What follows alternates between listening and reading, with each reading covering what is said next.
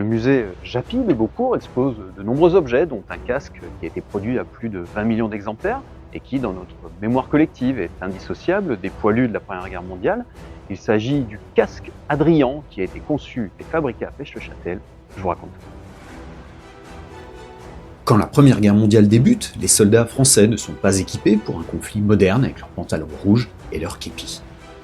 Depuis 1871, l'armée a travaillé à la mise au point d'un casque, mais les prototypes sont restés à l'état de projet. Sans casque, les blessures à la tête sont très nombreuses et la situation exige une solution rapide. Cela va être la mission de Louis-Auguste Adrian, militaire polytechnicien de 59 ans, qui a été sorti de sa retraite. En charge des problèmes d'intendance et de la protection des soldats, il conçoit des structures faciles à installer qui prennent le nom de baraque Adrian. Il commande aussi en urgence ce qu'on appelle des cervelières, ustensiles en métal que les soldats peuvent placer sur ou sous leur képi, voire à sa place. 200 000 exemplaires sont rapidement fabriqués par Japy Frères. L'entreprise créée en 1806 produit de nombreux objets dans ses 13 usines, dont les 4 historiques de la vallée de la Féchotte, à l'est du Nord-Franche-Comté, entre Doubs et Territoire de Belfort. Celle de Fesches-le-Châtel, appelée la casserie, fabrique des ustensiles en ferblanterie, comme les louches, dont la fabrication par emboutissage inspire celle des cervelières. Mais celle-ci s'avère peu adaptée et le général Joffre ordonne en février 1915 la conception de casques. L'intendant militaire Adrian se rend chez son fournisseur et travaille avec le chef d'atelier Louis Kuhn. Il s'inspire du casque des pompiers de Paris et propose un modèle avec une visière, un couvre-nuque et un cimier au sommet afin d'amortir les chocs et recouvrir le système d'aération. Le casque, construit en acier laminé de 7 mm d'épaisseur, est économe en matières premières alors si précieuses. Il ne pèse que 765 grammes et est le plus léger de tous ceux utilisés pendant le conflit. Enfin, il est simple à produire en masse car il suffit d'adapter des machines-outils fabriquant des casseroles et ne coûte pas plus cher qu'un képi.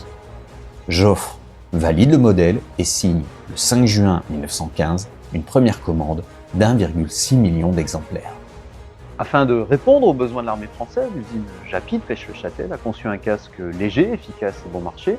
Il va être produit en très grande quantité grâce au procédé d'emboutissage servant à produire des casseroles ou accessoires ménagers que le musée Japy expose également. Si son nom officiel est casque d'acier modèle 1915, c'est comme casque Adrian que celui qui a été conçu à Fesches-le-Châtel entre dans la postérité. Il y est produit dès juin 1915, puis dans d'autres usines partout en France.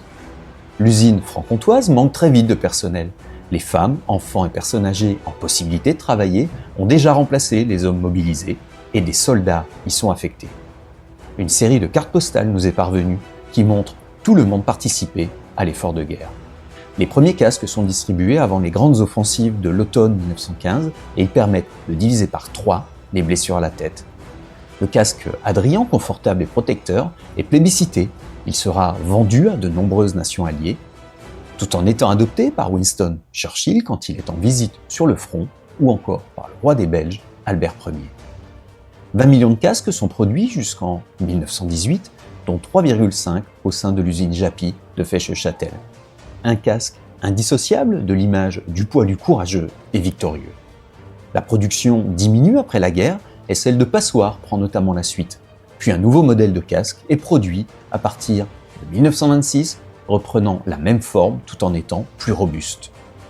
Il est fabriqué à 3 millions d'exemplaires, mais, associé à la défaite de juin 1940, est abandonné après la Deuxième Guerre mondiale. Les forces de police et les sapeurs-pompiers, notamment lors de leur cérémonie, l'ont ensuite encore utilisé.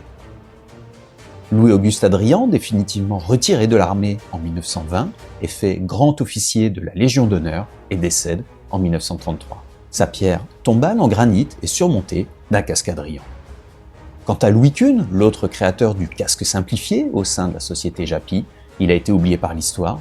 Il obtiendra comme seule reconnaissance la médaille du travail en 1933. En 1955, la société Japy a été séparée en 4 entités, dont une a indirectement donné naissance à l'entreprise Christelle, qui est située à Fesches-Châtel et utilise encore les bâtiments où étaient fabriqués les casques Adrien. Cela lie notre région avec la guerre de 14-18, tout comme les caporaux Peugeot et Sellier, premiers soldats français tués, et celui qui a sonné l'armistice. Mais ça, ce sont d'autres histoires que nous aurons explorées. Abonnez-vous pour découvrir d'autres lieux, personnes et événements du Nord-Franche-Comté.